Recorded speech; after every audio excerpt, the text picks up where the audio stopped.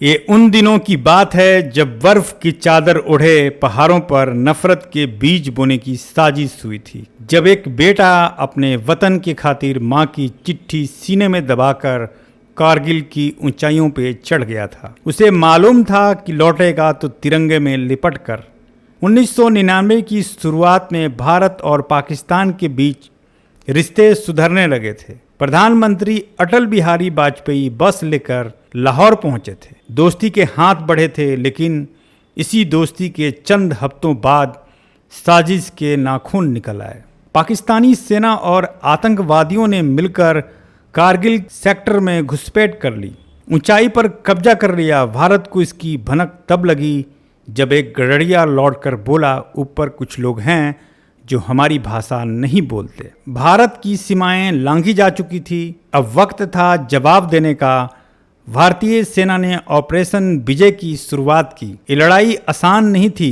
दुश्मन ऊंचाई पे था और हमारे जवान नीचे से चढ़ाई कर रहे थे। ऑक्सीजन कम था, बर्फ की चादर मोटी, रास्ते जानलेवा थे और सामने छिपा हुआ दुश्मन। लेकिन भारतीय सैनिकों ने कहा, हमें जीत चाहिए हर हालात में।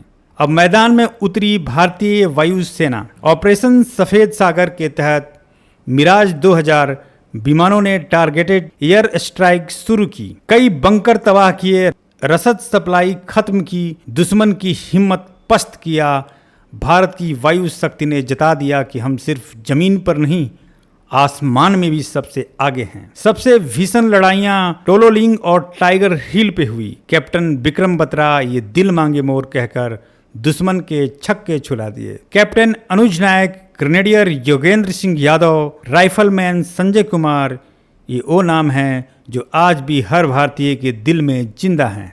वो जानते थे कि वापसी की गारंटी नहीं है, फिर भी वो चढ़े, लड़ते गए और भारत का झंडा फिर से लहराया। ये युद्ध सिर्फ सैनिकों की नहीं थी, ये भारत की अर्थव्यवस्था की भी परीक्षा थी। जमीनी अभियानों पर प्रतिदिन 10 से 15 करोड़ रुपए खर्च हो रहे थे। वायुसेना के ऑपरेशन पर कुल 2000 करोड़ रुपए। कुछ रिपोर्टों के मुताबिक कुल खर्च 5000 से 10,000 करोड़ रुपए तक पहुंचा और फिर भी भारत झुका नहीं। 1999 में भारत की विदेशी मुद्रा भंडार 33.5 बिलियन डॉलर था और रक्षा बजट की बात करें तो 10 बिलियन डॉलर था। यही आर्थिक मजबूती थी जिसने कारगिल को जीत में बदला। पाकिस्तान की तैयारी अधूरी थी। उनके पास हथियार थे लेकिन इरादे कमजोर। उनके सैनिक पहचान छुपाकर लड़ रहे थे। अंतर्राष्ट्रीय स्तर पर उनकी छवि एक धोखेबाज राष्ट्र की बन गई। अमेरिका और बाकी देशों ने भारत का समर्थन किया।